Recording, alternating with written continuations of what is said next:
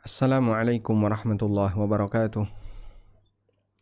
Alhamdulillah wassalatu wassalamu ala Rasulillah wa ala alihi wa sahbihi wa mawalah. Wa ashhadu an la ilaha illallah wahdahu la syarikalah. Wa ashhadu anna Muhammadan abduhu wa rasuluh sallallahu alaihi wa ala alihi wa sahbihi wa man tabi'al huda ila yaumil qiyamah.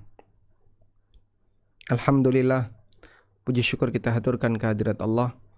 Di kesempatan sore hari ini kembali kita bisa belajar bersama Muslimah Academy yang insyaallah akan mengangkat tema tentang masalah harga di pasar.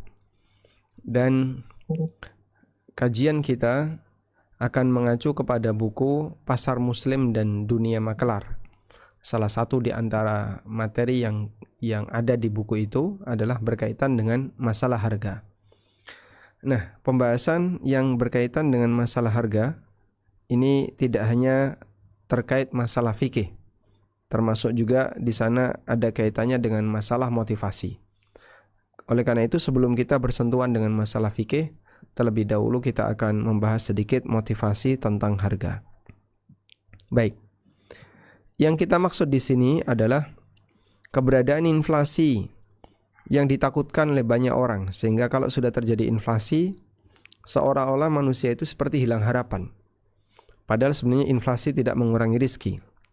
Coba kita lihat, mudah mengeluh ketika mengalami kesulitan merupakan salah satu karakter manusia. Allah Subhanahu wa ta'ala berfirman, Innal insana khuliqa halu'a, idza massahu syarru jazu'a, wa idza massahul khairu manu'a. Sesungguhnya manusia diciptakan memiliki sifat halu. Dia diciptakan dalam keadaan punya sifat halu. Bagaimana sifat halu? Idza massahu syarru jazu', idza massahu syarru jazu'a. Ketika sedang mengalami kesulitan, dia jazu'an, gampang berkeluh kesah. Wa idza massahul khairu manu'a, dan ketika dia mendapatkan kebaikan, dia bersikap pelit.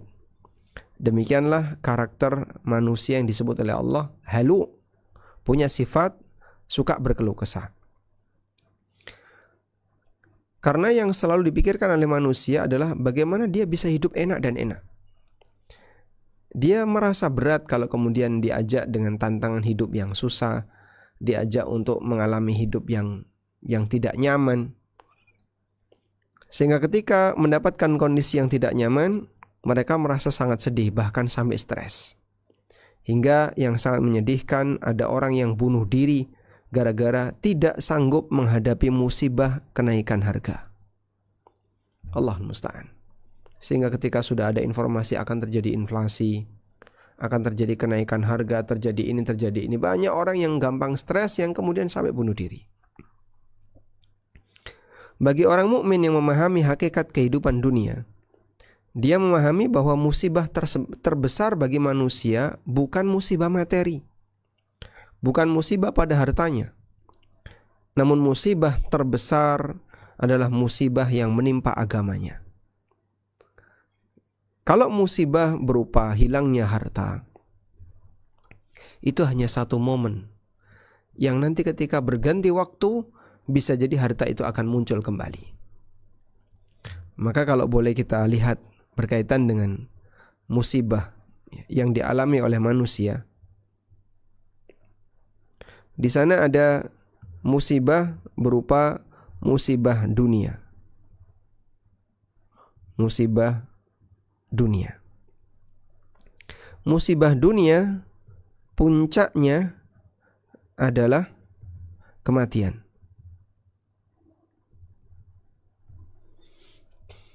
Allah Subhanahu wa ta'ala menyebut kematian sebagai musibah. Fa'asabakum musibatul maut. Kemudian menimpa kalian musibatul maut, musibah kematian. Kenapa musibah kematian disebut sebagai musibah puncak dunia? Karena orang kalau sudah mati, sudah, dia kehilangan semua kenikmatan dunia. Karena dia sudah meninggalkan dunia. Tapi kalau musibah berupa materi, musibah berupa kesehatan, musibah berkaitan dengan anggota keluarga dan seterusnya masih memungkinkan untuk balik. Orang kehilangan harta, dia masih punya peluang untuk diberi harta yang baru oleh Allah. Manusia kehilangan sebagian kesehatannya, masih punya peluang untuk mendapatkan kesehatan berikutnya. Dia sakit misalnya, punya peluang untuk sembuh. Orang kehilangan salah satu anggota keluarganya, misalnya kehilangan anak, anaknya meninggal, masih punya peluang bagi dia untuk mendapatkan anak yang berikutnya. Tapi kalau sudah mati, selesai. Dia tidak akan lagi bisa menikmati kehidupan dunia. Maka puncak dari musibah dunia adalah kematian. Kemudian di sana ada musibah agama. Musibah agama adalah aneka perbuatan yang bisa menurunkan kualitas agama seseorang.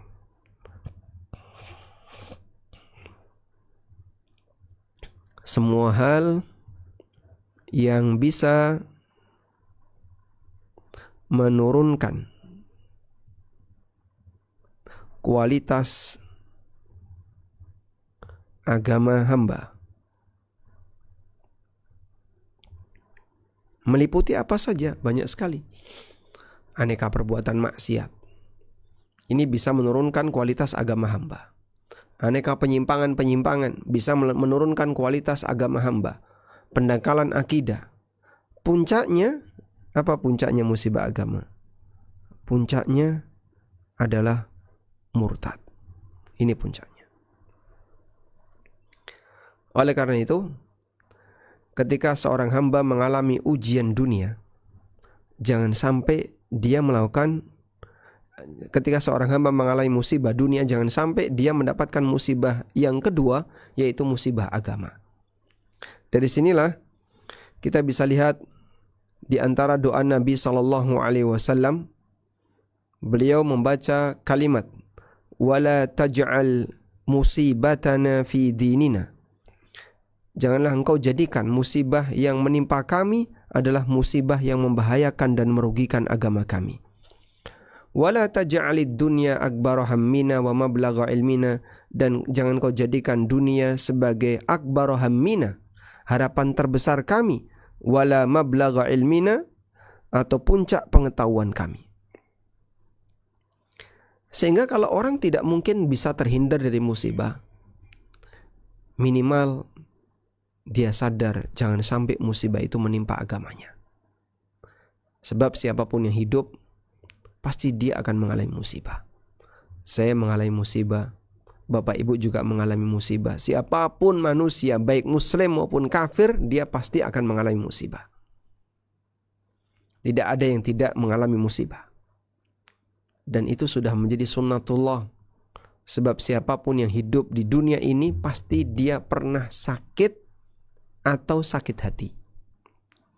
Siapapun di dunia ini pasti dia pernah mengalami musibah.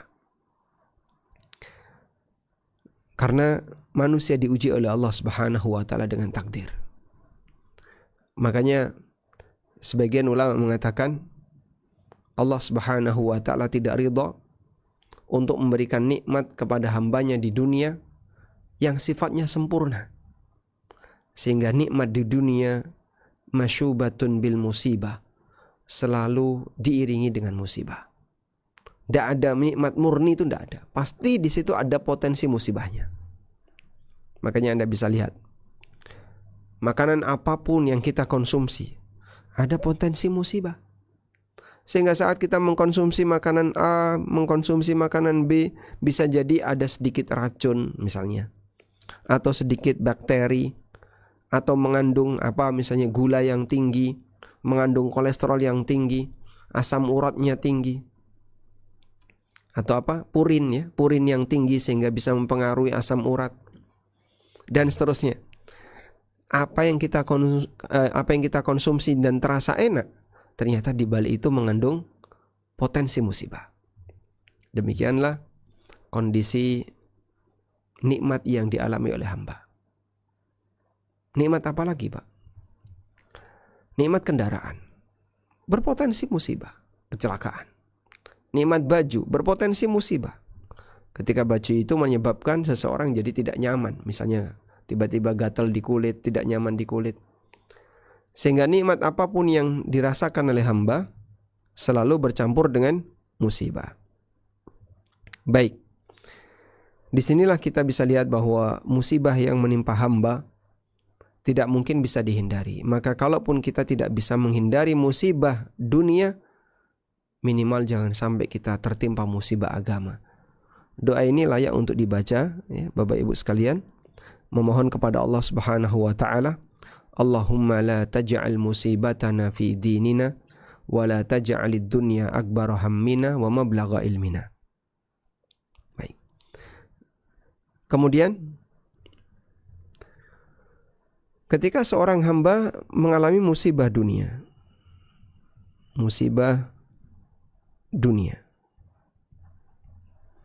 maka tadi prinsipnya adalah hindari jangan sampai mengarah kepada musibah agama,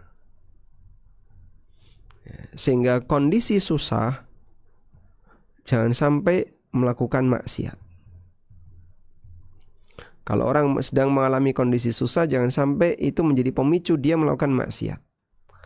Atau misalnya seseorang mengalami kondisi sulit, jangan sampai itu membuat dia murtad. Dan ada banyak di antara hamba Allah yang disebabkan karena dia mengalami kondisi sulit, kondisi berat dalam hidup, kemudian dia sampai pindah agama, dia murtad. Ini seperti yang pernah digambarkan oleh Allah Subhanahu wa taala dalam Al-Qur'an. Allah Subhanahu wa taala menyebut tentang fenomena orang yang masuk Islam tapi di pinggiran. Allah berfirman, "Wa minan nasi may ya'budullaha 'ala harfin." Di antara manusia ada yang beribadah kepada Allah 'ala harfin, di pinggiran. Fa in asabahu khairun itma'anna bih. Kalau dia sedang mendapatkan kenikmatan, itma'anna bih, dia merasa tenang. Wa in asabathu fitnatun inqalaba 'ala wajhi. Tapi kalau dia sedang mendapatkan fitnah, sedang mendapatkan ujian, inqalaba 'ala wajhi, dia balik arah. Balik arah maksudnya gimana, Pak? Dia murtad. Dia tinggalkan agama. Khasirat dunya wal akhirah, rugi dunia akhirat. Dzalika huwal khusranul mubin, dan itulah kerugian yang paling nyata. Dan ini kaitannya dengan keberadaan orang Badui yang ketika mereka masuk Islam lalu mereka pulang, mereka menandai apakah Islam ini agama yang baik atau tidak diukur dari kesejahteraan dunia yang mereka miliki. Kalau setelah masuk Islam ada peningkatan dari sisi ekonomi. Ekonomi di masa silam ditandai dengan ternaknya yang makin banyak. Kemudian mereka mengkonsumsi susu ternak. Jika susunya makin banyak produksinya, lalu misalnya kendaraannya, keledai atau kuda menghasilkan anak, maka mereka menganggap bahwasanya agama ini adalah agama yang baik. Mereka berkomentar, hadza dinun saleh, Islam adalah agama yang baik. Sebaliknya, jika selesai masuk Islam, lalu mereka pulang, kemudian mereka menjumpai kesulitan hidup, atau tidak ada penambahan kualitas ekonomi, sehingga ternaknya tidak makin banyak, atau misalnya produksi susu ternaknya juga tidak bertambah, lalu kendaraannya tidak melahirkan anak, dan seterusnya. Mereka menganggap agama ini sebagai agama yang gagal, maka mereka murtad. Inqalaba 'ala wajhi, mereka murtad. Dan ada banyak sekali orang yang ketika dia tidak mendapatkan keuntungan materi pada posisi ketika dia sebagai muslim, inqalaba 'ala wajhi, dia murtad sampai pada tingkatan dia meninggalkan agama. Itulah musibah agama yang paling besar. Waliyadzubillah. Mungkin di Jakarta seperti itu cukup banyak. Di beberapa kota, di beberapa daerah yang menjadi sasaran misionaris seperti itu juga banyak. Sehingga ada banyak di antara mereka yang kadang berubah agama hanya gara-gara diberi misalnya uang bulanan sekian, diberi bahan makanan sekian, terus mereka pindah agama. Ketika kaum muslimin datang kemudian memberikan santunan-santunan materi, mereka pindah lagi ke Islam. Saat kemudian santunan itu habis, mereka pindah lagi ke agama yang lain. Masya Allah. Sehingga orang ini hanya akan mau mengikuti agama jika agama itu menguntungkan secara duniawi. Baik, selanjutnya. Ada 4 prinsip yang diajarkan oleh syariat terkait kenaikan harga. Seperti apakah sikap yang diajarkan syariat terkait kenaikan harga?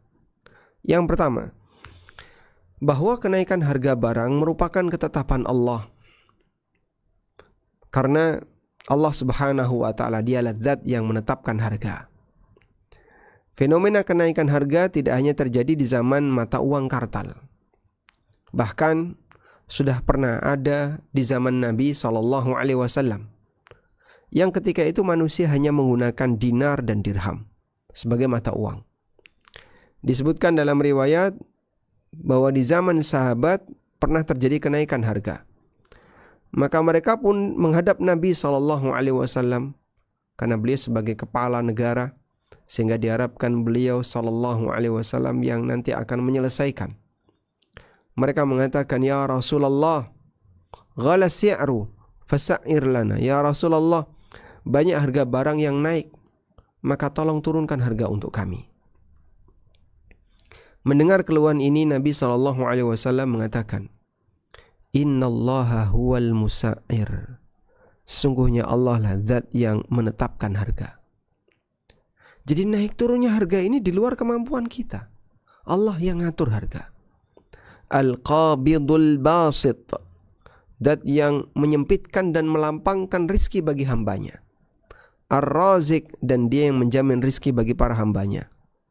Wa inni la arju an alqallaha wa laysa ahadun minkum yutalibuni bimadlamatin fi damin wala malin.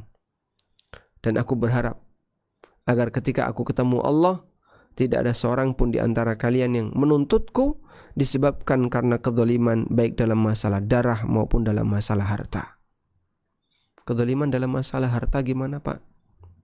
Nabi SAW masa mendolimi orang lain dalam masalah harta? Kezaliman dalam masalah darah, apakah beliau akan mendolimi orang lain dalam masalah darah? Nabi SAW tidak pernah menumpahkan darahnya muslim. Kalau beliau menumpahkan darahnya kafir, ketika jihad beliau berperang ikut ya sebagaimana pasukan yang lain.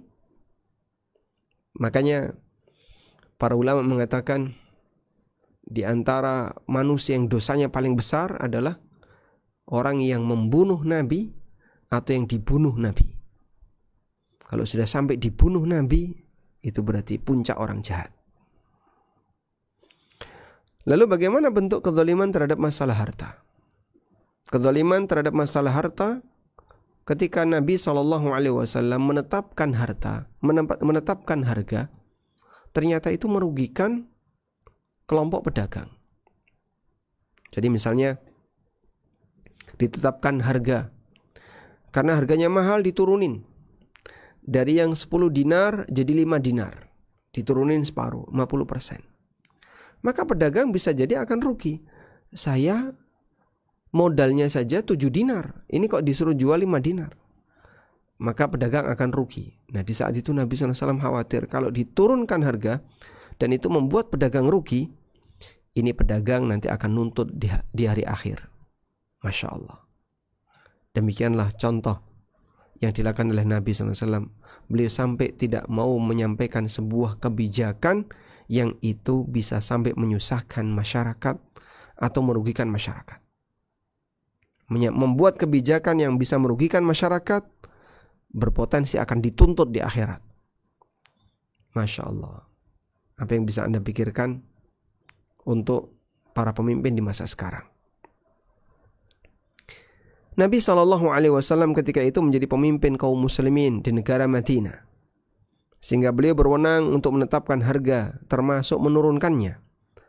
Namun Anda bisa perhatikan ketika Rasulullah SAW mendapatkan pengaduan tentang kenaikan harga, yang beliau lakukan bukan menekan harga barang, namun beliau ingatkan kepada para sahabat tentang takdir Allah, bahwa itu sudah menjadi ketetapan Allah. Harga segitu itu Allah yang menetapkan,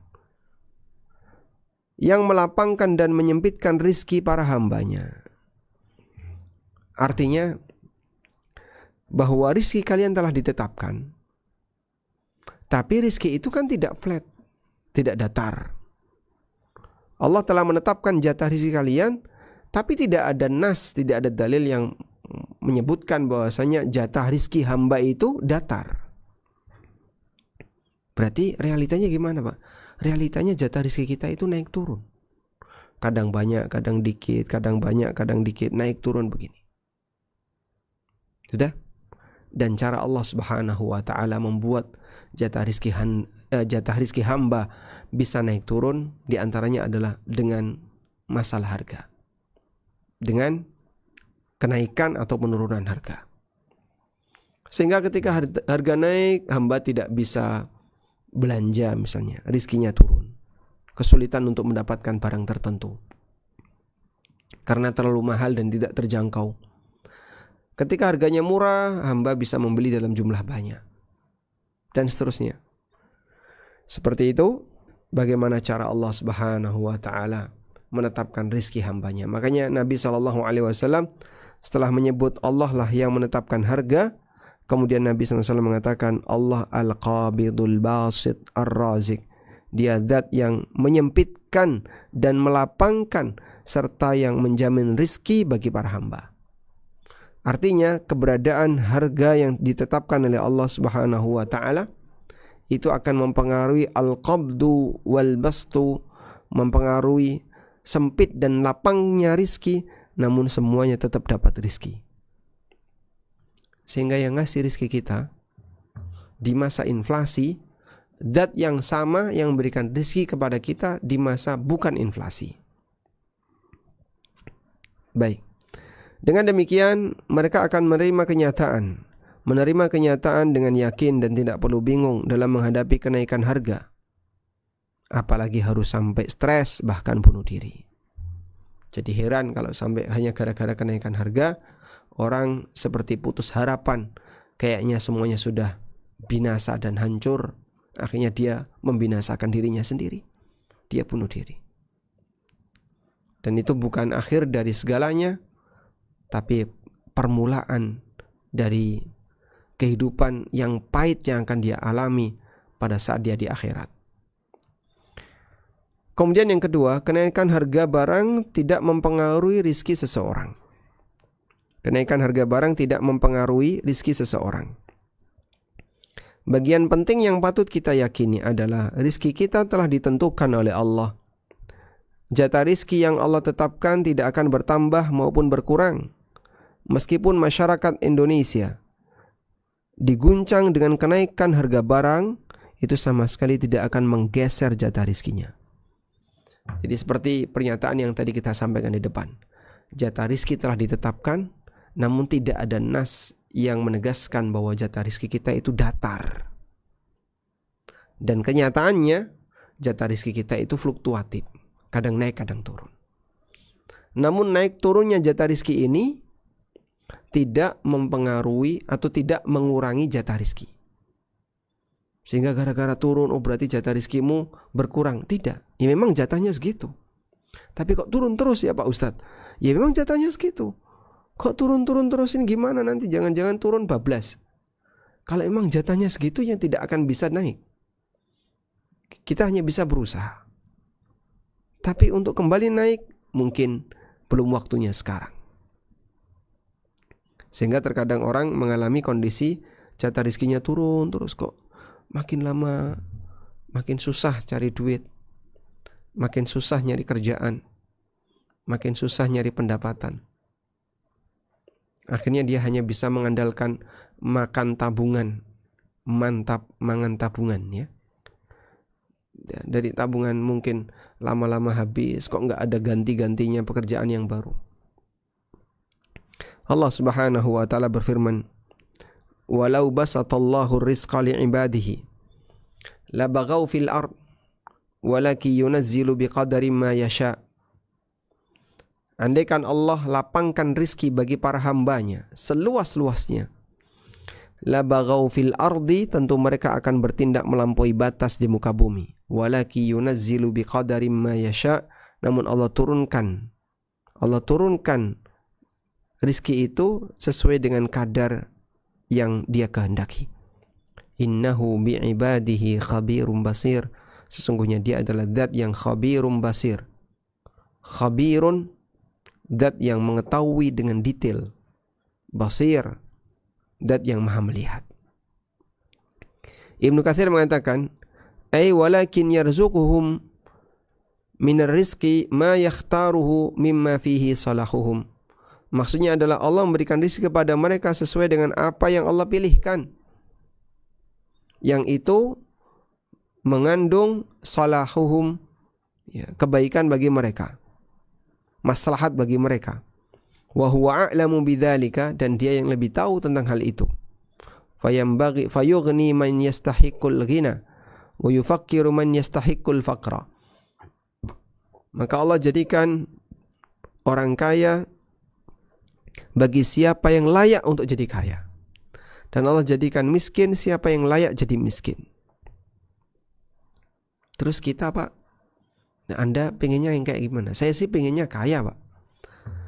Sehingga kalau bisa, kalau saya kaya, Pak, saya pengen umroh, saya pengen haji, saya pengen mengumrohkan orang tua, menghajikan orang tua, pengen ini, pengen ini.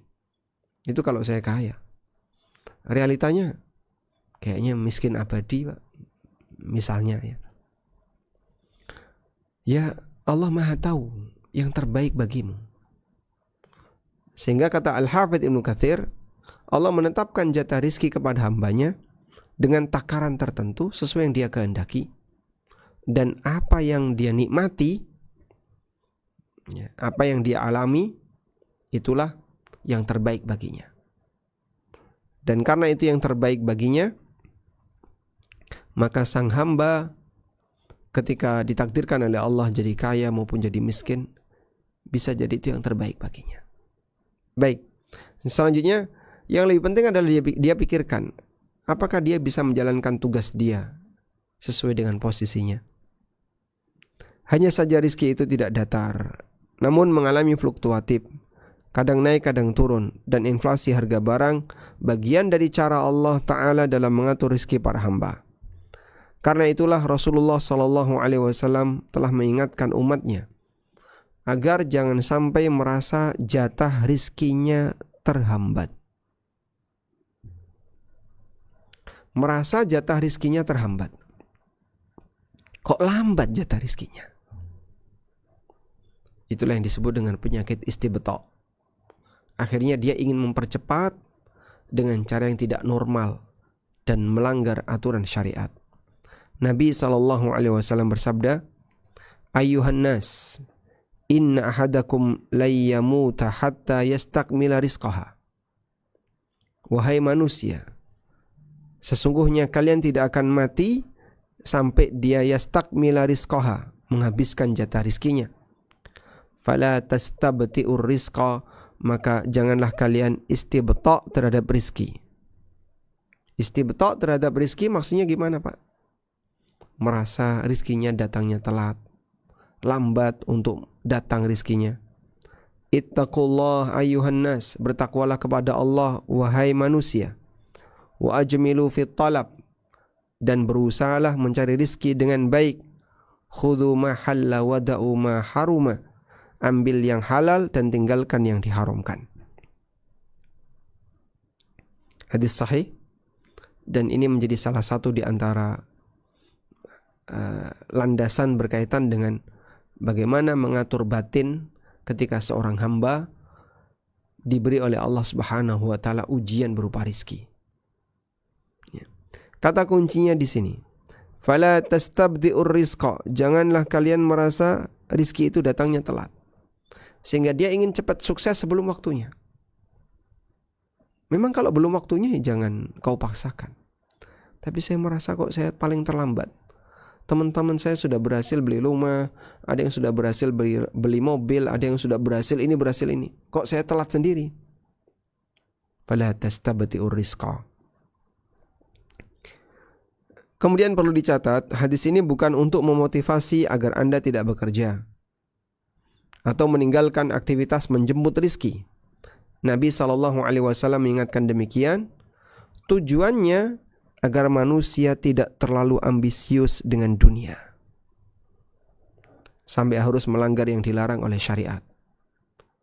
Kemudian ketika terjadi musibah, manusia tidak sedih yang berlebihan, apalagi harus stres.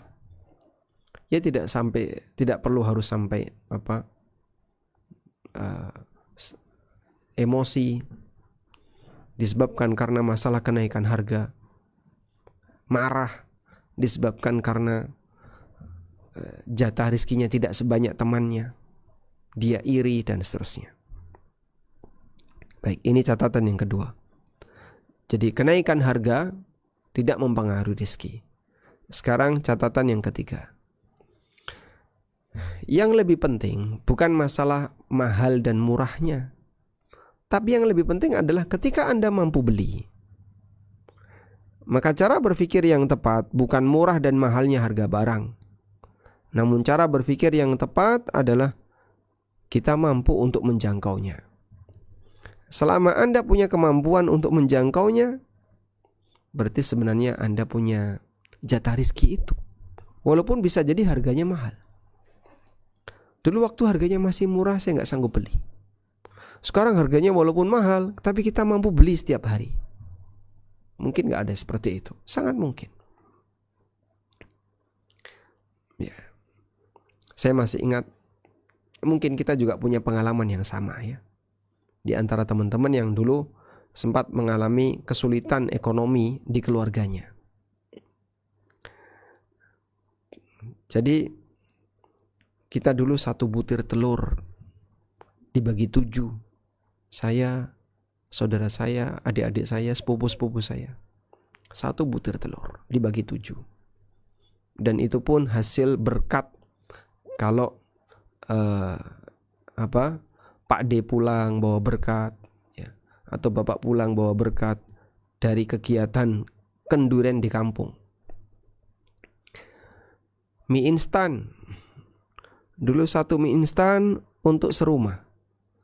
Sehingga dulu ibu saya kalau sudah selesai masak dikekep, ditutup, nggak boleh dimakan dulu, tunggu sampai mie instannya itu jadi ngembang gede-gede itu. Sekarang baru boleh dimakan. Dipakai makan 1 keluarga. Dulu ada soto Lamongan terkenal paling enak di kampung. Untuk bisa beli itu hanya bisa kalau nggak salah sepekan sekali atau sebulan sekali. Sekarang mau beli tiap hari bisa. Masya Allah. Jadi yang lebih penting apa di sini? Apakah murahnya atau yang penting mampu untuk beli? Yang penting kan mampu untuk beli. Bensin dulu harganya Rp300, tapi jarang orang ngantri ketika ngisi BBM. Sekarang walaupun harganya sudah belasan ribu, tapi ngantri. Di masa silam banyak komoditas murah. Rumah murah, tanah murah, kendaraan murah, BBM murah. Namun banyak masyarakat yang tidak mampu menjangkaunya. Informasi yang pernah saya dapatkan dari salah seorang mutawif, bahwa umroh itu rame ya sekitar tahun 2015 ke atas. Itu mulai rame. Beliau bilang sebelum itu 2010, 2011, 2012 itu sepi. Sehingga orang kalau umroh dia mau nyentuh Ka'bah dengan tangannya itu bisa. Masjidil Haram ramai ketika haji. Sekarang mau umroh mau musim haji ramai terus.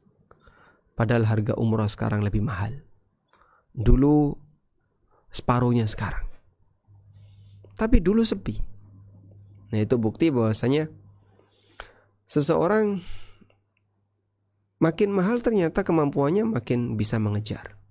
Sehingga dia bisa mengimbangi kenaikan harga. Dulu kita tidak pernah melihat ada antrian panjang di pom bensin, padahal saat itu harga premium di bawah 500. Dulu masyarakat jarang bisa makan sate. Sekarang masyarakat rela ngantri berjam-jam demi sate.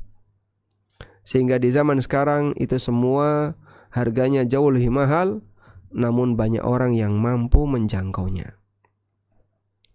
Ya. Salah satu di antara sepupu saya, dia punya minuman stroberi, enak sekali. Terus saya minta dikasih dikit karena mahal. Dulu, sekarang minuman stroberi ada di mana-mana. Untuk bisa mendapatkan fasilitas hidup di masa sekarang, orang diberi kelonggaran oleh Allah Subhanahu wa taala.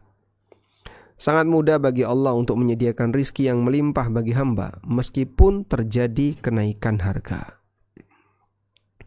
Inilah yang menjadi latar belakang kenapa para ulama di masa silam mereka menjadi tidak begitu peduli dengan kenaikan harga. Jadi apa urusannya dengan kenaikan harga? Sehingga kenapa kita harus stres gara-gara kenaikan harga? Mereka yakin kenaikan harga tidak akan menggeser jatah rizki. Makanya mereka tidak begitu bingung ketika menghadapi kenaikan harga. Dalam Al-Quran Allah mengajarkan prinsip jaga ibadah. Maka Allah Subhanahu wa ta'ala yang akan menjamin rizki Anda.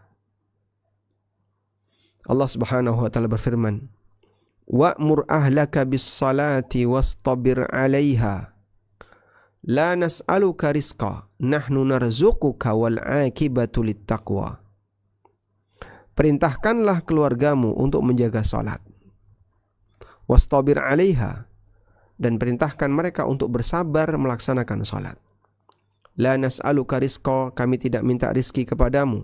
Nahnu narzuquka, kamilah yang memberikan rizki bagimu.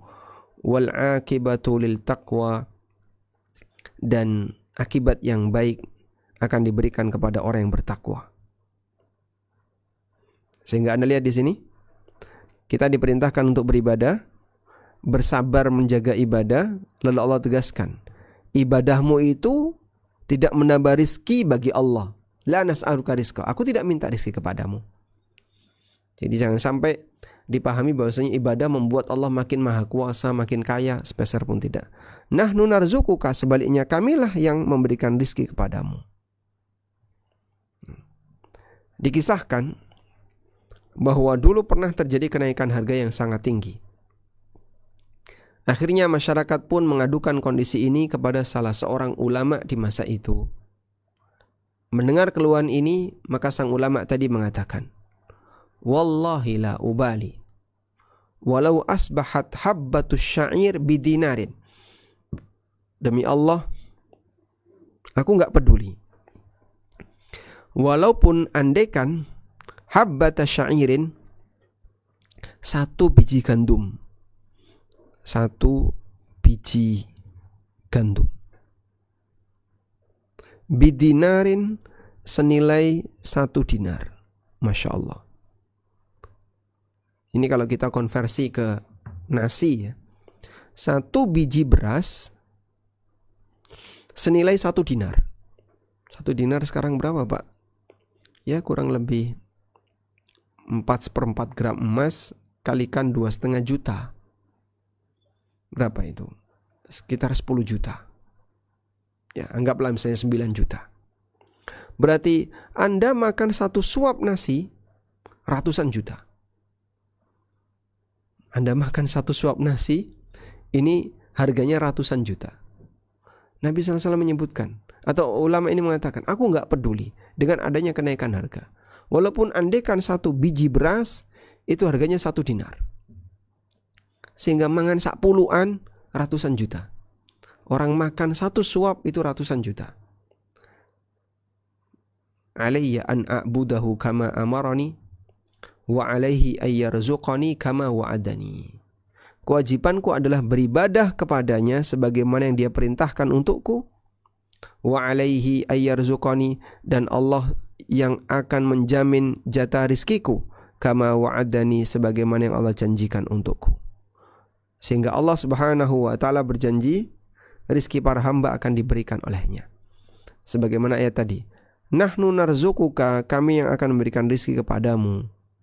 Sehingga yang ngasih jatah rizki adalah Allah Subhanahu wa ta'ala.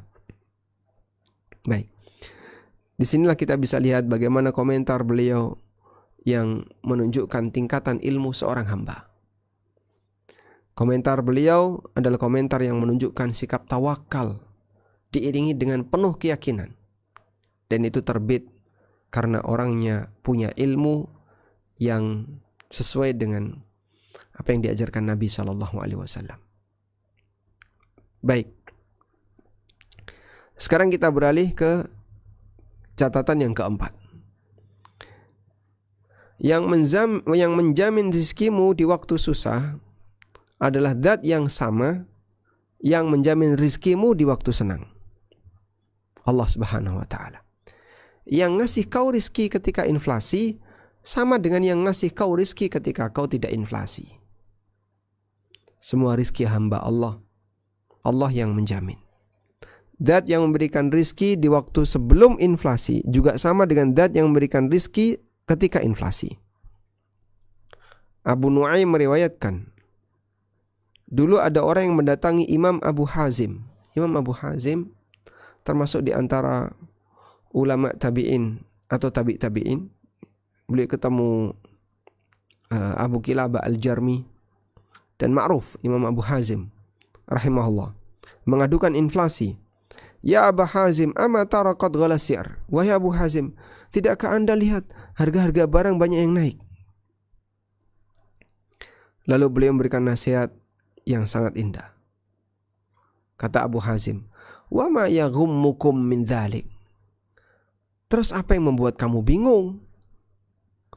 Kalau terjadi kenaikan harga, lalu kenapa kau bingung? Innal ladzi yarzuquna fil ruhas.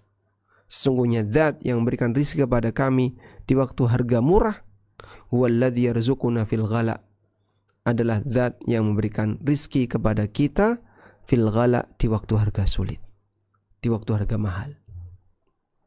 Baik, subhanallah, prinsip yang luar biasa berkaitan dengan cara menghadapi harga, sehingga kalaupun terjadi kenaikan harga, orang akan bisa lebih nyaman menjaga kondisi emosinya. Yang dia pahami 4 hal tadi ya. Yang pertama, bahwa rizki hamba telah ditetapkan sehingga kenaikan harga tidak akan mengurangi jatah rizki. Yang kedua, Allah Subhanahu wa ta'ala yang menetapkan harga bagi para hamba, sehingga terjadinya fluktuasi harga itu adalah takdir Allah. Dan ini merupakan cara Allah Subhanahu wa ta'ala dalam melapangkan dan menyempitkan rizki hamba. Karena rizki itu sudah ditetapkan tapi tidak datar, namun fluktuatif.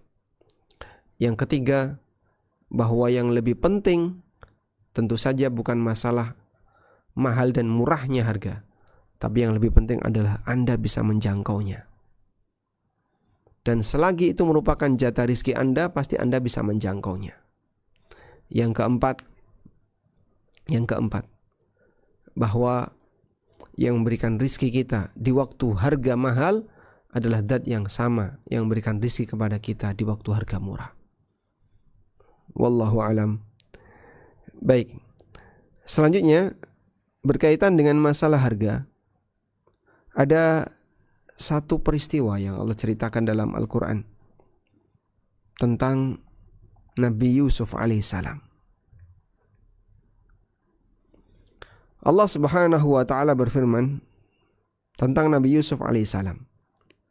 Setelah Yusuf dimasukkan ke dalam sumur, lalu datang rombongan kafilah dagang. Waja'at sayyaratun, datanglah sayyarah, rombongan kafilah dagang. Fa'arsalu waridahum, lalu mereka menyuruh waridnya. Fa'arsalu waridahum, mereka menyuruh waridnya. Warid itu siapa, Pak? Pembantu dalam rombongan itu namanya warid. Sehingga dia yang menyiapkan air, yang menyiapkan barang-barang A, menyiapkan barang-barang B, perbekalan, makanan dan seterusnya. Yang bertugas menyiapkan itu namanya warid. Ya, bahasa kita kacung yang disuruh-suruh. Fa'arsalu waridahum fa'adla dalwa, maka sang warid ini memasukkan timbanya ke dalam sumur tadi. Begitu diangkat, qala ya busyra hadza gulam, dia merasa gembira, saya nemu anak. Ya busyra hadza gulam, ini ada anak, kabar gembira nemu anak. Wa asarruhu bidha'ah, lalu mereka menyembunyikan anak ini, gulam ini, yaitu Nabi Yusuf alaihissalam, bidha'atan, di tumpukan barang. Kenapa disembunyikan di tumpukan barang? Jadi Anda bayangkan ya, di masa silam orang melakukan perjalanan jauh, dia punya gerobak gitu.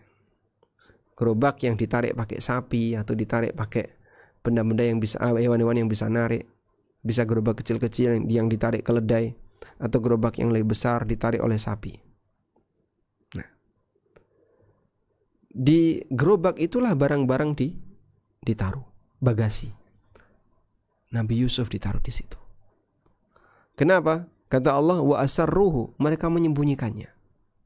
Kok disembunyikan, Pak? Biar majikannya nggak tahu. Karena kalau majikannya tahu, bisa jadi akan diambil oleh majikannya sehingga mereka gagal untuk mendapatkan uang.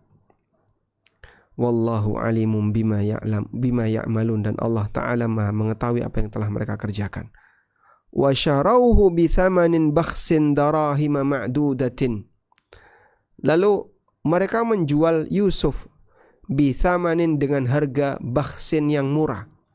Menjual Yusuf dengan harga murah, darahim, beberapa dirham, ma'dudatin, yang bisa dihitung.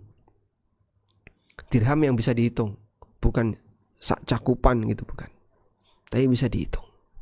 Artinya hanya beberapa saja. Wa kanu fihi minaz zahidin, dan mereka sama-sama tidak butuh Yusuf. Warid tadi yang menjual Yusuf nggak butuh Yusuf, malah jadi beban bagi dia. Karena nanti kalau ketahuan majikan malah bisa berbahaya. Mending segera dijual. Yang membeli juga nggak butuh Yusuf, sehingga yang membeli, ya, dia nggak ada ketertarikan untuk membeli seorang anak. Masya Allah. Sekarang Anda bisa bayangkan, calon nabi dengan manusia ini yang nanti akan diberi oleh Allah Ta'ala keindahan fisik setengah ketampanan dunia. Sebagaimana kata Nabi SAW, laqad u'tiya syatral husni. Yusuf diberi oleh Allah setengah ketampanan dunia. Terus gimana ini? Seorang calon nabi yang sangat tampan, rupawan, penyabar, baik hati, dan aneka kelebihan yang lainnya. Apa yang terjadi? Beliau dimasukkan ke dalam sumur, ditaruh di bagasi, dimasukkan ke dalam sumur, ditaruh di bagasi, jadi korban trafficking, dijual. Yusuf bukan budak. Tidak ada nabi yang budak. Semua nabi orang merdeka. Tapi Yusuf dijual layaknya budak. Dan dijualnya dengan harga murah. Bithamanin bakhsin darahim. Hanya pakai uang dirham, bukan dinar. Ma'dudah, yang bisa dihitung. Dalam keadaan semuanya tidak butuh Yusuf. Padahal orang ini nanti akan menyelamatkan kota Mesir. Masya Allah. Sampai para ulama menyimpulkan, andaikan dunia ini mulia di sisi Allah, maka Allah Subhanahu wa Ta'ala tidak akan memberlakukan nabinya seperti itu. Andaikan dunia ini mulia di sisi Allah, maka Allah tidak akan memberlakukan nabinya seperti yang dialami oleh Nabi Yusuf alaihissalam. Tapi karena dunia ini hina di sisi Allah, sehingga ketika nabinya diberlakukan seperti itu, kau berada di tempat yang hina, yaitu dunia. Baik, dari sinilah kita bisa melihat bagaimana perjuangan para nabi sehingga mereka mendapatkan keistimewaan di sisi Allah Subhanahu wa Ta'ala. Wallahu alam. Kemudian berkaitan dengan masalah harga, ini juga bisa kita lihat di peristiwa Ashabul Kahfi.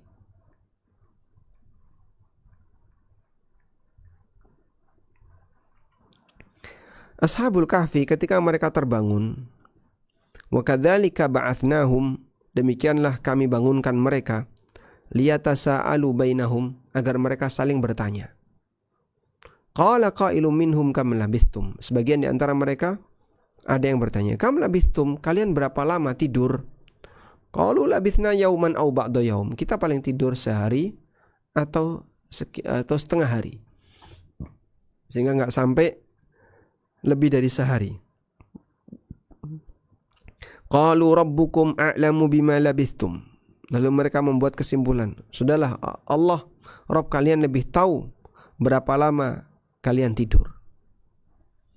Nah, disinilah kita bisa lihat orang yang tidur itu tidak merasakan lamanya waktu. Sehingga Anda misalnya tidur di malam hari, jam 9 sudah tidur, bangun jam setengah 4 atau jam 3. Ketika bangun gak terasa apa-apa, Pak, padahal tidur 5 jam. Andai kan Anda melakukan kegiatan 5 jam itu sudah terasa sangat lama, tapi karena tidur gak terasa sama sekali, sudah tidur lama.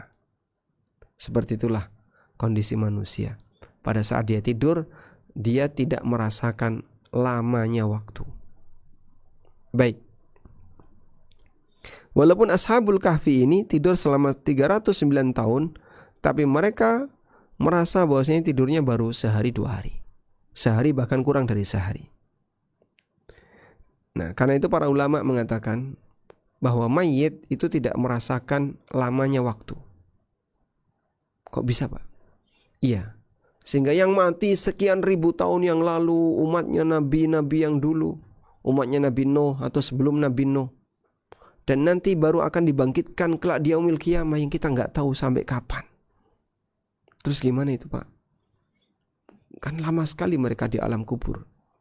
Ya, mereka emang lama di alam kubur jika dirasakan oleh orang yang hidup, tapi mereka tidak merasakan lamanya waktu.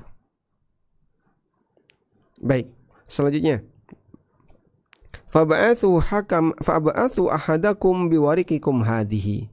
Utus salah seorang di antara kalian membawa warik. Warik itu perak. Membawa uang perak, hadhihi yang ini, ilal madinati, ke Madinah, ke kota. Al-Madinah di sini bukan kota Madinah, Madinatul Munawwarah bukan, tapi ke kota. Falyandur, lalu perhatikanlah, ayyuha azka ta'aman, mana makan yang paling enak. Falyatikum birizkim min, maka bawalah, datangkan rizki itu darinya. Waliyatalattaf, tapi kau harus pelan-pelan.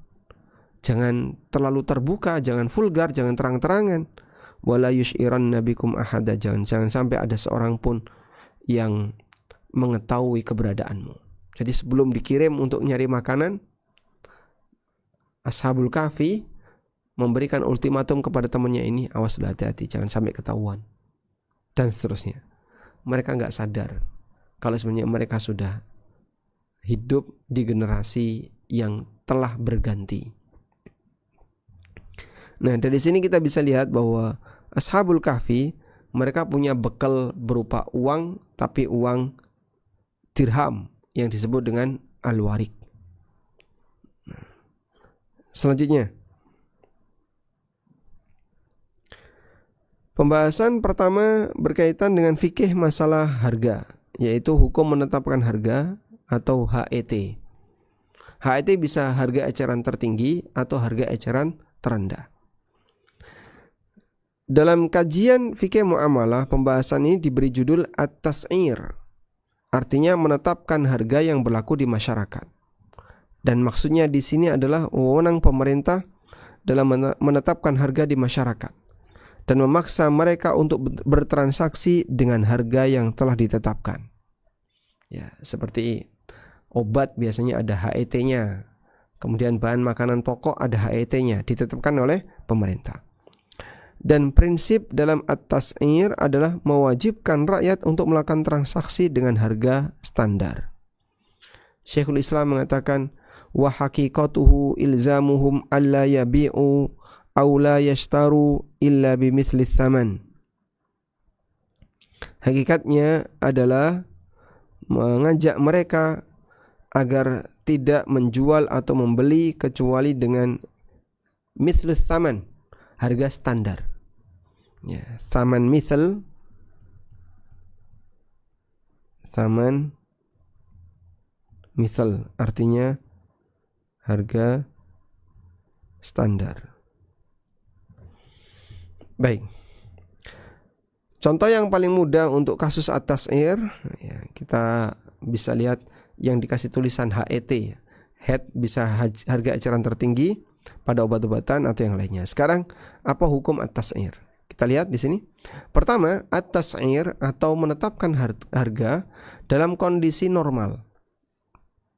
Yang dimaksud kondisi normal adalah kebebasan yang terjadi di pasar.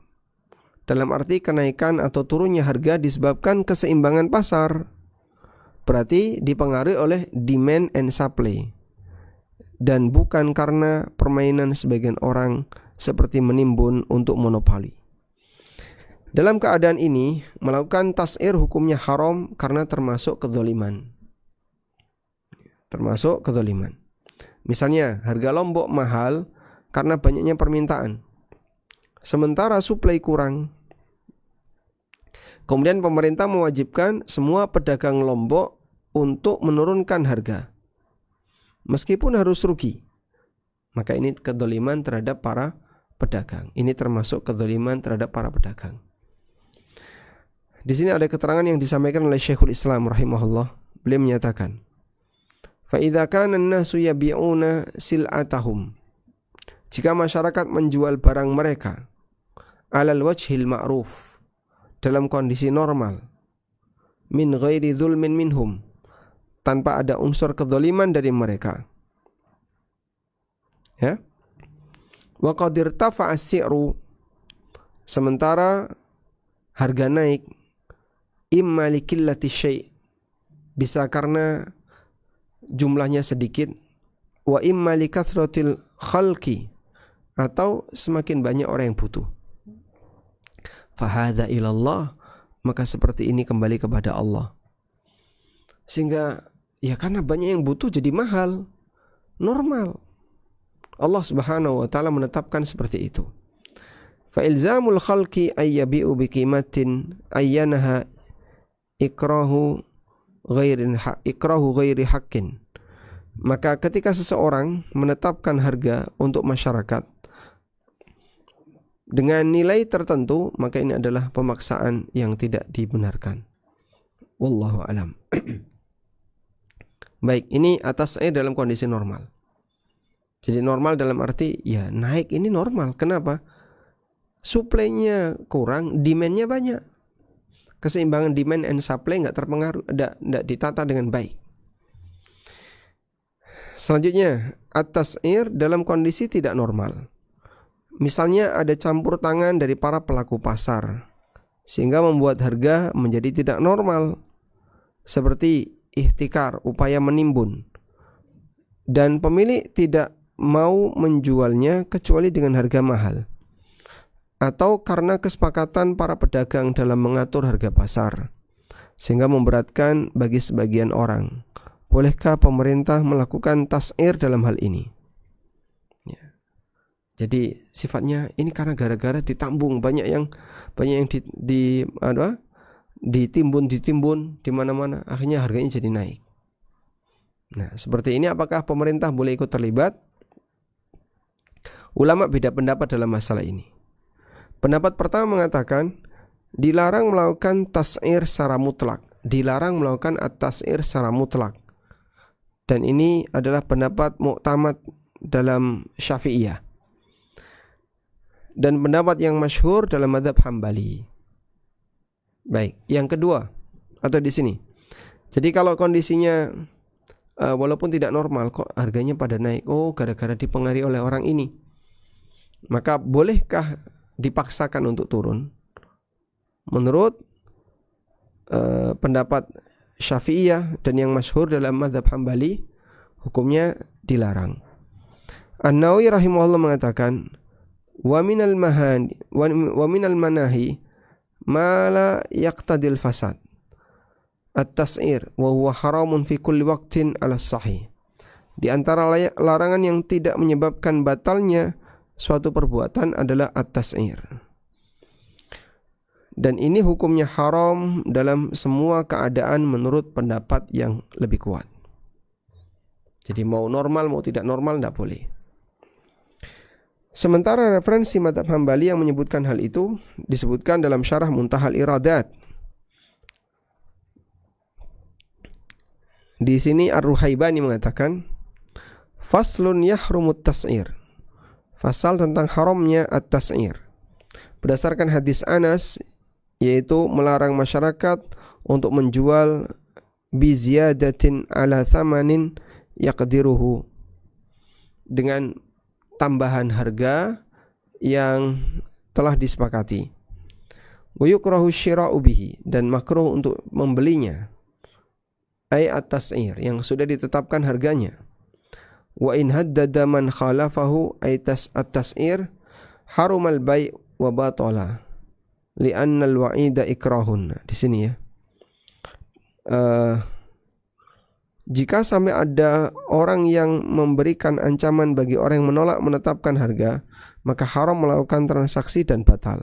Karena ancaman merupakan ikrah, paksaan yang hukumnya tidak boleh. Jadi kalau nggak harga sekian saya ancam, itu tidak boleh dituruti. Wallahu alam.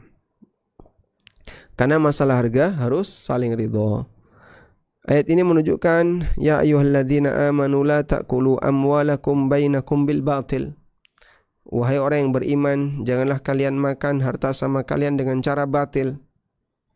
Illa an takuna tijaratan an taradhim minkum, kecuali melalui perdagangan yang saling ridho di antara kalian. Ayat ini menunjukkan bahwa penjual harus mendapatkan kebebasan untuk bertransaksi, termasuk kebebasan dalam menetapkan harga. Jika dia dipaksa, saling ridhonya tidak terpenuhi.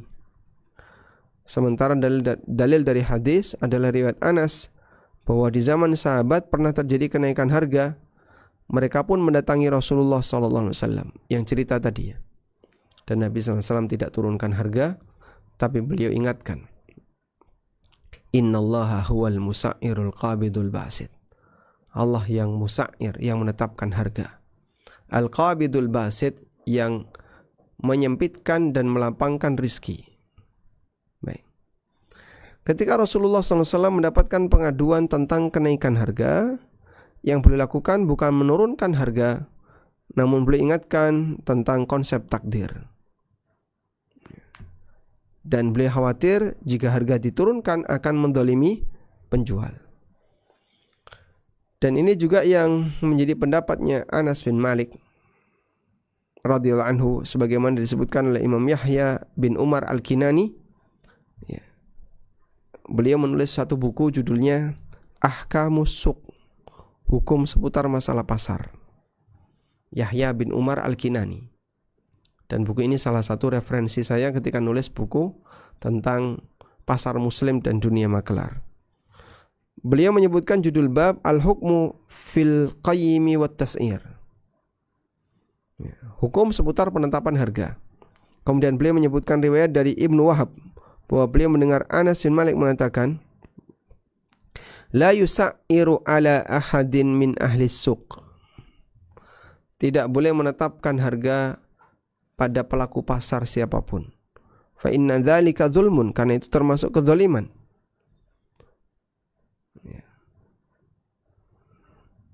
Namun yang bisa dilakukan adalah kalau dia menjual dengan harga terlalu murah, yukhraju minas suq, maka dia boleh keluar dari pasar.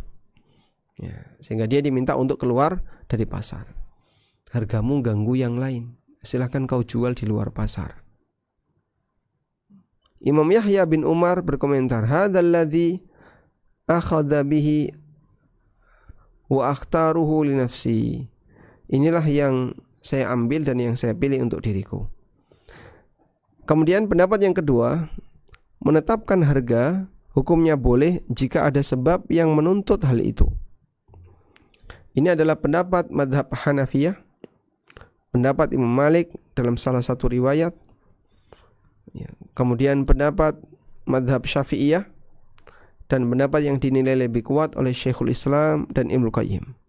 Alasan pendapat yang kedua ini, bahwa ayat di atas yaitu surat An-Nisa ayat 29 bukan dalil larangan untuk at-tas'ir. Karena jika terjadi kedzaliman harus dikembalikan kepada kondisi normal, yaitu dilakukan at-tas'ir. Karena itu ini bukan termasuk kebatilan, namun untuk mempertimbangkan mana yang lebih maslahat bagi masyarakat. Ya. Jadi kenapa kok ditetapkan harga, Pak? Itu yang paling maslahat untuk umat, paling maslahat untuk masyarakat, maka dibuatlah seperti itu. Sementara hadis Anas berlaku jika kenaikan harga tersebut disebabkan kondisi normal, nggak ada apa-apa kok dinaikkan harganya. Ya, seperti kenaikan karena keseimbangan demand and supply. Supply-nya kurang, demand-nya banyak, nah nanti otomatis harganya akan naik. Syekhul Islam menyebutkan di sini, saya tunjukkan terjemahannya. Naik turunnya harga termasuk kejadian yang hanya Allah semata penciptanya. Tidak ada kejadian di sana kecuali dengan kehendak dan takdir Allah. Hanya saja terkadang Allah menjadikan sebagian perbuatan hamba sebagai sebab kejadian. Sebagaimana Allah menjadikan tindakan pembunuhan seseorang sebagai sebab kematian korban. Dan Allah jadikan adanya kenaikan harga terkadang disebabkan kezaliman hamba. Sebagaimana turunnya harga disebabkan kebaikan sebagian orang. Nah, jadi kalau tindakannya karena kenaikan harga terjadi karena faktor tadi, kezaliman seseorang, maka boleh diambil tindakan. Wallahu alam.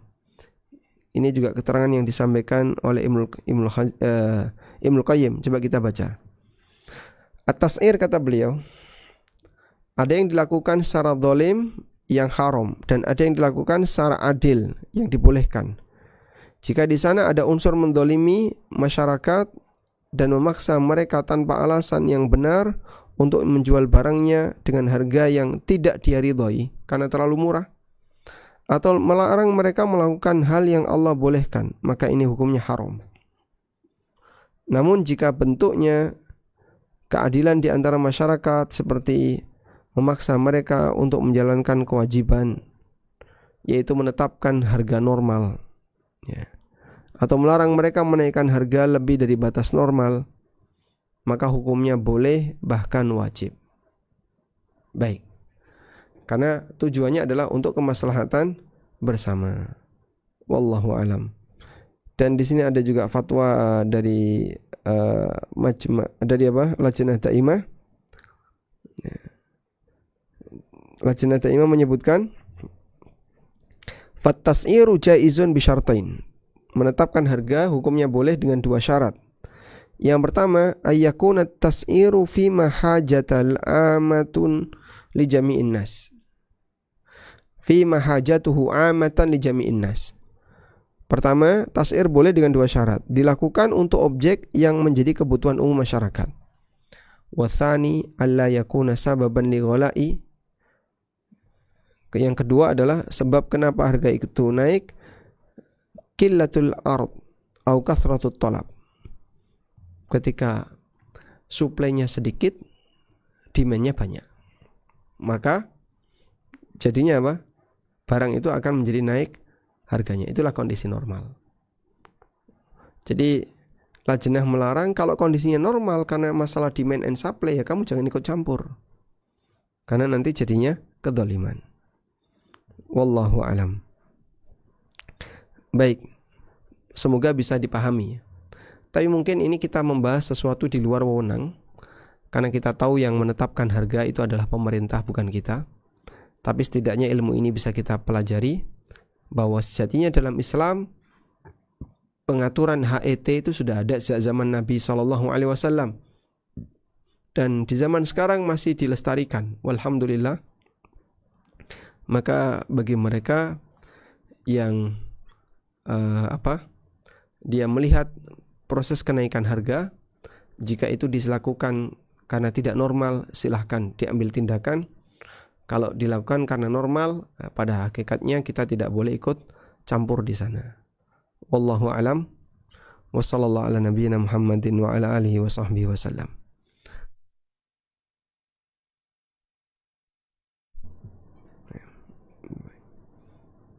Ditunggu sebentar.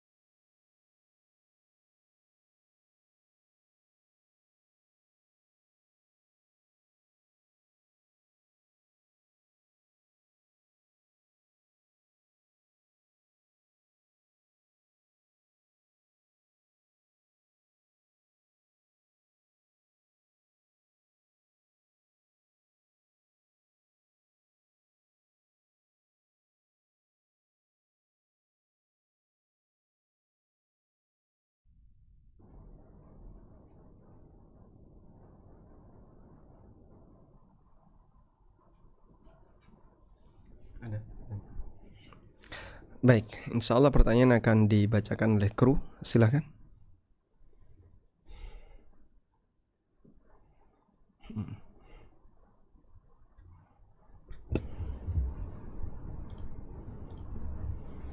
Baik, ada pertanyaan Ustaz?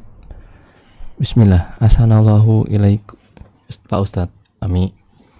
Mengenai menentukan harga untuk barang yang tidak termasuk keperluan umum atau pokok masyarakat banyak seperti bahan sekunder, misalnya apakah dianut keleluasaan HET ataukah ada kaidah yang harus diutamakan? Misal sepotong roti yang dengan kualiti bagus dan isian yang memuaskan dijual per potong 26.000, yang mana hal sejenis bisa didapat dengan harga 16.000, tapi komposisinya lebih sedikit dari yang 26.000. Syukron.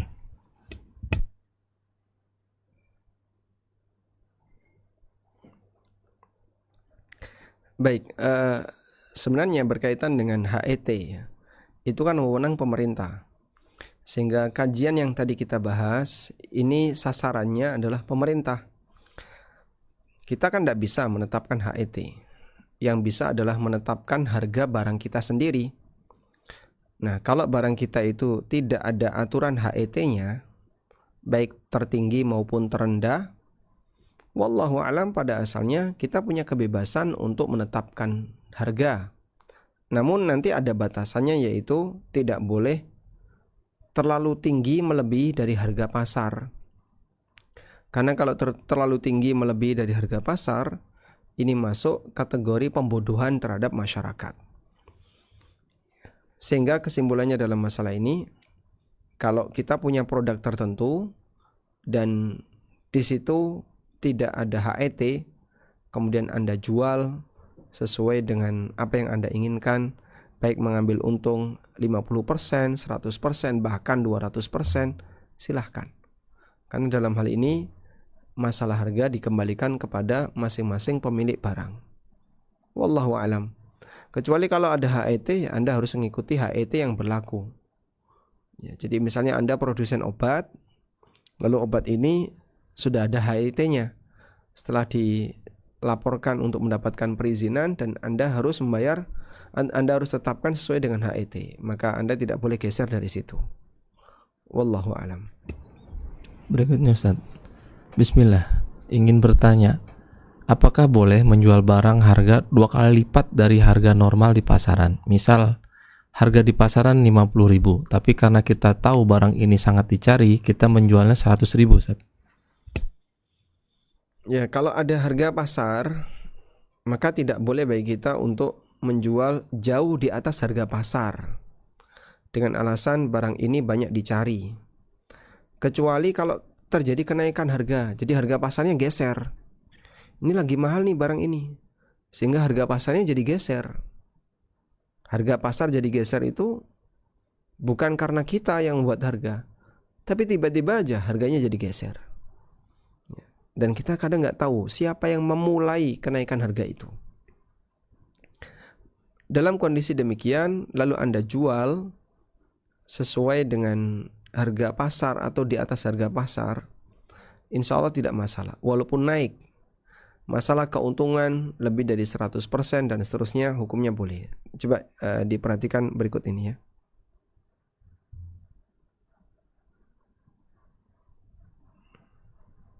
Nah, tolong bedakan dua hal berikut.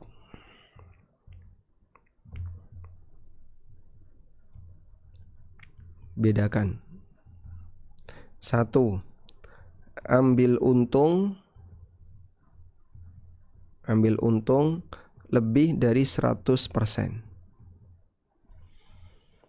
Apa hukumnya mengambil untung lebih dari 100%? Boleh. Yang kedua, menjual lebih dari harga pasar. Apa hukumnya menjual lebih dari harga pasar? Lebih tinggi dari harga pasar. Di sini dibatasi maksimal kenaikan dari harga pasar, dibatasi maksimal kenaikan dari harga pasar adalah sepertiga dari harga pasar maksimal. Jadi contoh ya, contoh barang X ya, harga pasar senilai anggaplah 100.000. Ini harga pasar barang X, sudah. Lalu si A jual barang X, si A jual barang X senilai 150.000. Apa hukumnya? Ini nggak boleh.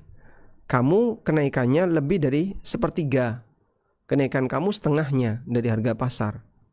Nah, seperti ini, kalau dia jual 150 berarti kenaikannya lebih dari sepertiga. Maka di sini kenaikan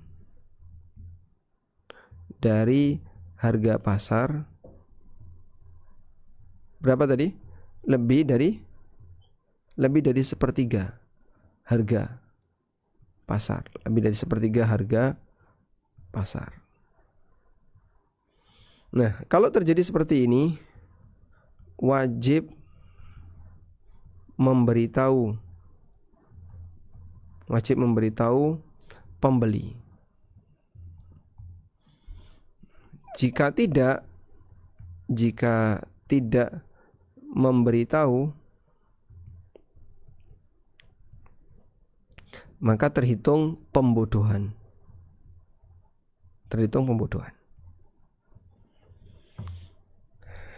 Saya ulang ya. Menjual lebih dari harga pasar itu yang diperbolehkan adalah ketika tidak lebih dari sepertiga harga pasar. Ya, jadi harga pasarnya 100, maka dia boleh jual 130, itu masih boleh. Kalau dia jual lebih dari itu, misalnya dia jual 150, maka berarti dia kan lebih tinggi daripada sepertiga harga pasar. Maka kewajiban dia adalah memberitahu pembeli. Sampaikan, saya jualnya harga sekian, pasarnya sekian, kau mau nggak?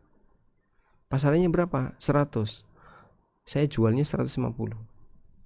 Wah, kok naik kayak gitu? Ya enggak apa-apa. Saya pokoknya 150 tak lepas. Kalau enggak apa-apa. Enggak beli enggak apa-apa. Nah, kalau pembeli ridho silahkan. Tapi kalau pembeli tidak ridho, itu pembodohan. Sehingga enggak boleh misalnya, mumpung pembelinya enggak tahu, dipentong aja. Sehingga harganya jadi 200 padahal pasarannya 100. Nah, itu yang disebut dengan pembodohan. Contoh kasus, ada orang Jakarta bawa mobil plat B. Orang Jogja tahu nih, orang Jakarta ini ya. Begitu mampir ke alun-alun Jogja, beli wedang ronde. Tahu wedang ronde ya? Itu biasanya hidangan malam di Jogja. Dah, wedang ronde pak, berapa? 2, dikasih 2 mangkok. Nah, habis dimakan, berapa pak? 100.000. Itu Anda dipentong namanya. 1 mangkok 50.000 mas. 50.000 pak? Iya. Nah, sudah terlanjur dimakan. Makanya kalau di tempat-tempat wisata, sebelum makan tolong tanya dulu ya, beresiko ya. Itulah yang kita maksud tadi. Dia menjual jauh di atas harga pasar tanpa pemberitahuan. Yang ini disebut dengan pembodohan. Maka hak pembeli punya khiyar ghaban dalam masalah ini, menetapkan harganya diturunkan. Tapi kan kadang gak mau ribut, akhirnya dibayar aja ya. Padahal hasilnya wedang ronde cuma 5.000, Anda disuruh beli 50.000 per mangkok. Taib. Itulah contoh orang yang menjual harga jauh di atas harga pasar. Kemudian yang namanya harga pasar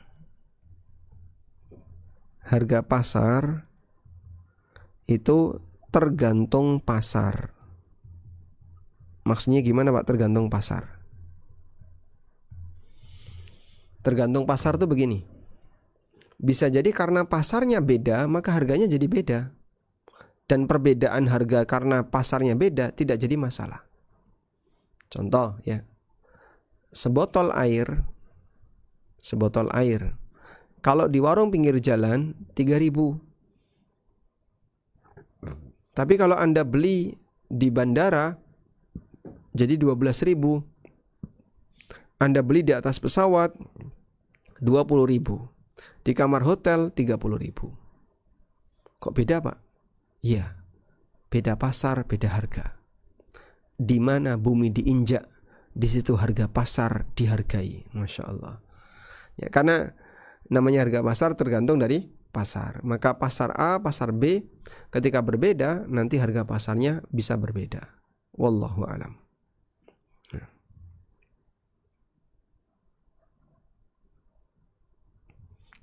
Selanjutnya, berikutnya Ustaz. Assalamualaikum Ustaz. Waalaikumsalam warahmatullahi. Semoga Ustadz selalu dalam lindungan Allah Subhanahu wa Ta'ala. Amin walakum bimithlin. Izin bertanya mengenai permodalan. Apabila usaha kita dalam pengembangan bisnis dibantu oleh investor, namun kita tidak mendapat info secara jelas sumber pendapatan investor ini. Sedangkan kalau bertanya rasanya seperti kurang etis. Bagaimana hukumnya Ustadz? Jazakallahu khairan Ustadz. Kalau dia muslim atau dia orang baik secara umum, pada asalnya Anda tidak harus tahu tentang sumber dana dari investor ini. Sehingga dia kerjaannya apa, dia dapat sumber pendapatan dari mana, Anda tidak bertanggung jawab. Yang penting pokoknya Anda pastikan ini hasil investasi saya dengan si A. Si A sebagai investor saya, dia ngasih dana ini ke saya. Ya, kecuali kalau Anda mendapatkan bukti, wah ini ternyata pencucian uang, sehingga Anda jadi mesin laundry paling besar misalnya. Karena banyak sekali orang yang invest ke tempat Anda dengan dana-dana tadi. Kalau seperti itu yang terjadi, Anda wajib untuk nolak. Karena ini bukan uang milik pribadi dia, itu adalah milik negara misalnya, atau milik lembaga, milik instansi, milik perusahaan, milik yayasan. Maka Anda tidak boleh menerimanya jika Anda tahu. Kalau tidak tahu, hukum asalnya boleh Anda terima. Wallahu a'lam. Berikutnya Ustaz. Bismillahirrahmanirrahim. Ustaz, mengenai maraknya jual beli emas logam mulia saat ini yang dijual di atas harga buyback sangat tinggi, mungkin dikarenakan langkanya stok tersebut. Apakah hal tersebut diperkenankan? Semisal buyback umumnya 2,1 juta, lalu ada orang yang memiliki barang tersebut dan menjualnya 3 juta. Syukran, barakallahu fiik. Menjual ulang 3 juta. Ya insya Allah tidak apa-apa, selama mereka saling ridho akan hal ini. Jadi untuk harga emas itu kembali kepada kerelaan kedua belah pihak ya. Sehingga selama pihak A dan pihak B ridho dengan harga segitu, dan mereka sama-sama merasa tidak ada sisi pelanggaran syar'i, insya Allah tidak masalah. Wallahu a'lam. Yang penting tunai ya. Sisi pelanggaran syar'inya adalah tunai dari tangan ke tangan. Tapi tolong mungkin diwaspadai ya. Jadi kalau di sini ada info emas logam mulia langka, saya khawatir ini mirip seperti zaman akik dulu ya. Jadi digoreng sehingga di mana-mana langka, meskipun wujudnya emas.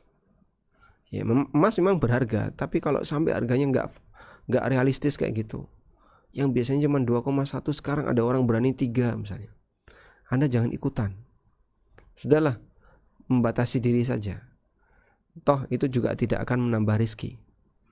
Karena sebenarnya emas sendiri itu bukan investasi. Emas itu hanya alat hedging syariah, alat hedging ya, untuk menjaga nilai. Misalnya Anda boleh sebut misalnya, dulu saya beli emas 10 juta Pak, dapat 10 gram. Sekarang saya jual dapat 20 juta. Iya, sekarang kau dapat 20 juta atau bahkan 25 juta. Udah, 25 juta kau pakai beli emas lagi gimana? Ya kurang. Mungkin gak sampai 10 gram jadinya. Cuman kan secara uang saya bertambah. Uang Anda bertambah, Karena posisinya sebelumnya emas. Sekarang Anda posisikan seperti sebelumnya, jadi emas. Nanti uang Anda akan kembali ke situ. Dan orang yang investasi emas biasanya akan tetap menjaga ingin seperti emas, ingin menjadi emas. Akhirnya ya cuman bisa jadi logam mulia yang disimpan saja, tidak bisa dinikmati dalam kehidupan nyata. Wallahu alam. Berikutnya Ustaz, Afwan izin bertanya ke Ustadz, bagaimana hukumnya seorang mediator orang tengah suatu proyek yang mengenalkan si penjual dan pembeli, dan masing-masing berjanji akan memberikan uang fee atau komisi yang sepadan dengan hasilnya. Nah, nanti mungkin nanti saat memberi komisi tersebut tidak sesuai dengan keuntungan dirasakan oleh mediator mediator akhirnya mengembalikan lagi pada si pembelinya karena kecewa, tidak sesuai dengan yang dijanjikan dan lain-lain. Apa hukumnya Ustadz? Apa berdosa karena kesannya tidak bersyukur buat mediator tersebut? Jazakallahu khairan Ustadz. Mediator kecewa, cuma dikasih sedikit, tidak sesuai dengan kesepakatan, kemudian dia kembalikan. Menyebut tidak bersyukur itu beda lagi ya. Karena masalah syukur dan tidak bersyukur itu tidak bisa kita samakan dengan orang yang kecewa ketika dia berakad dengan orang lain tapi tidak sesuai kesepakatan. Coba kembali kepada kesepakatan sebelumnya. Kesepakatan antara mediator dengan penjual atau dengan pembeli berapa persen dari nilai omset transaksi. Kalau sudah ditetapkan, disepakati, ya ikuti sesuai dengan kesepakatan. Sudah? Selanjutnya, kalau ternyata tidak diberikan sesuai kesepakatan, maka pihak mediator berhak untuk nolak atau berhak untuk minta lebih. Nah, terus gimana Pak? Ya, nanti ketika dia menolak atau minta lebih, kembalikan kepada kesepakatan. Memang kurang nih Pak, kalau kurang ya silahkan ditambahi. Karena kesepakatan ini tuh jaga. Al-muslimuna ala syurutihim. Setiap muslim harus memenuhi kesepakatan yang mereka buat. Wallahu a'lam.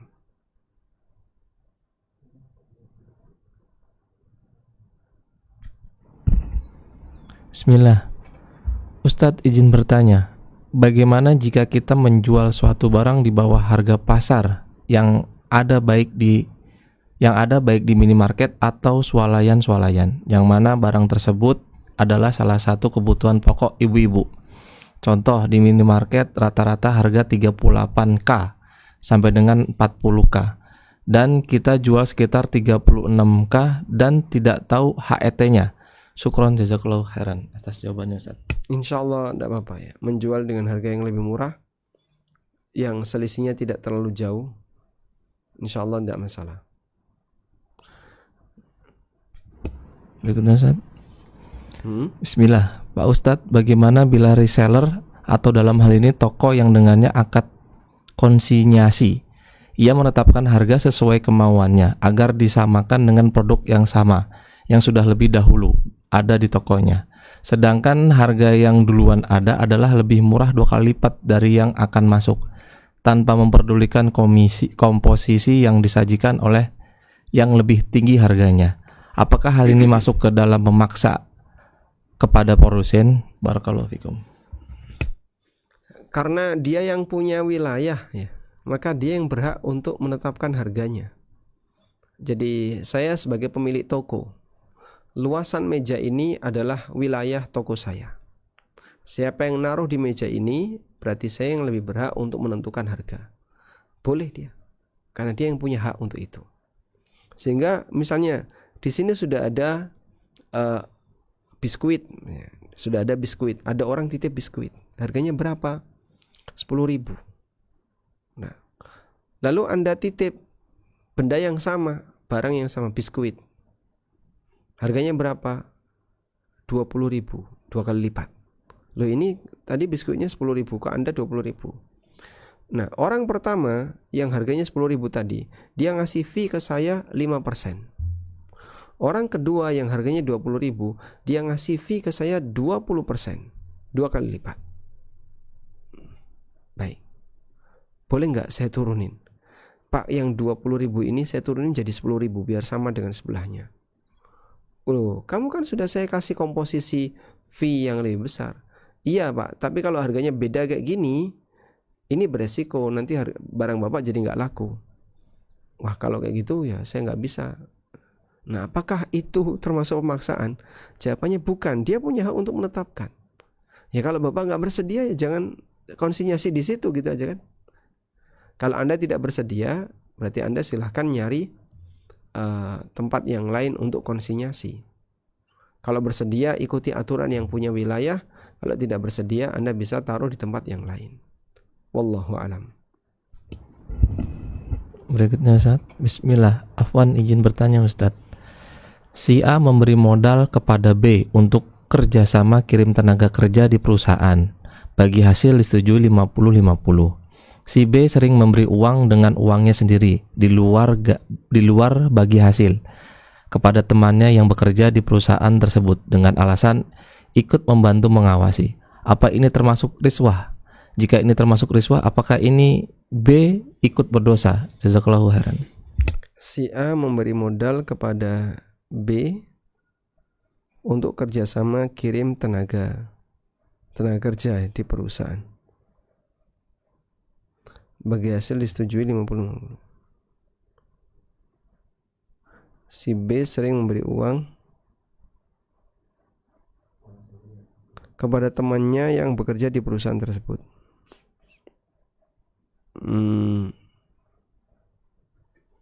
Wallahu alam, ini termasuk riswah atau tidak ya? Baru pertama saya tahu kasus seperti ini.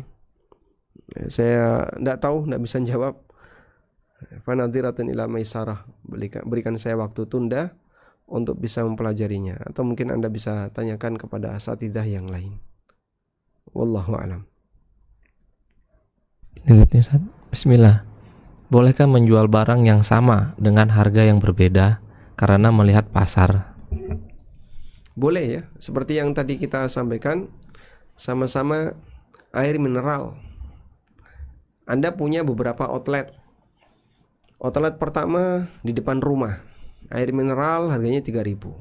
Outlet kedua di stasiun kereta, harganya 5.000. Outlet ketiga di Bandara Suta, harganya 10.000. Outlet berikutnya di dalam hotel, harganya 20.000 misalnya. Kok beda-beda Pak? Ya terserah.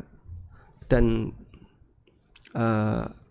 keberadaan harga itu mengikuti suasana pasar.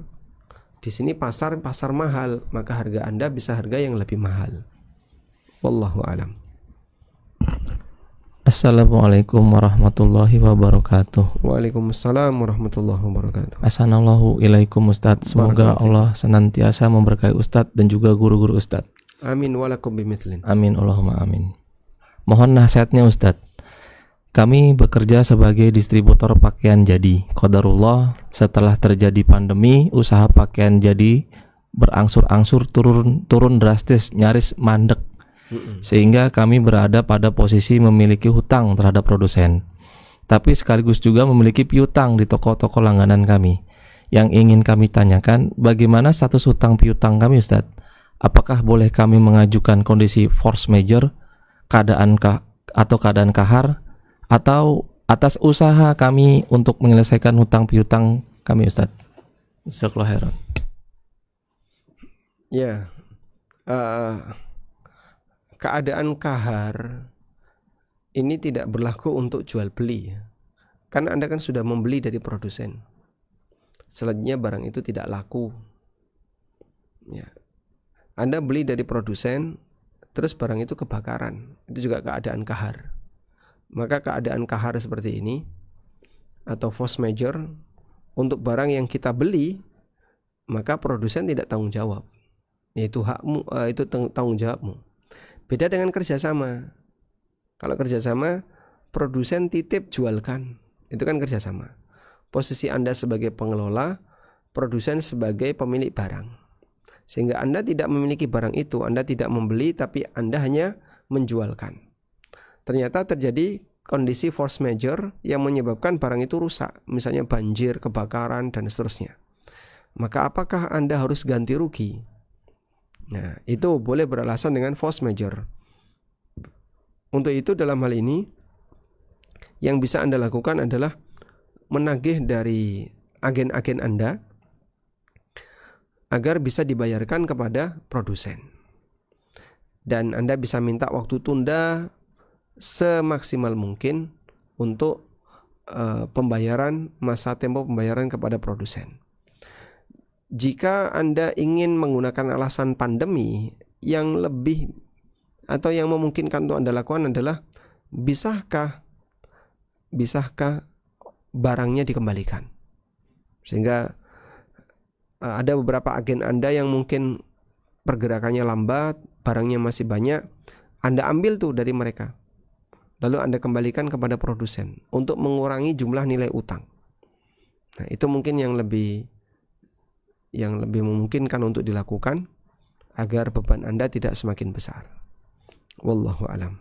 Baik, cukup insyaallah. Ada lagi? Ada satu lagi.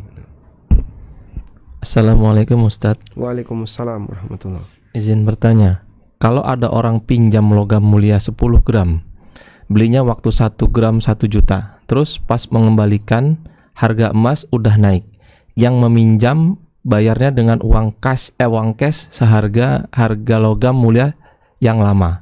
Bagaimana hukum Ustadz? Yang meminjamkan tidak apa-apa dibayar cash juga, mau menerima. Kaidahnya, utang dibayar sesuai dengan apa yang diterima. Sehingga utang emas bayar emas, utang uang bayar emas, bayar uang.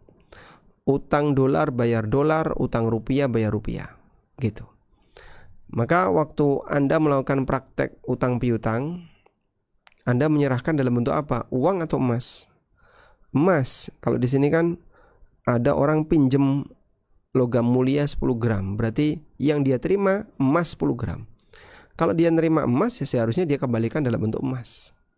Tapi kan harga emas naik, Pak. Ya terlepas harga emas naik atau turun, karena dulu nerimanya adalah emas, sehingga dia harus membayar dalam bentuk emas. Wallahu alam.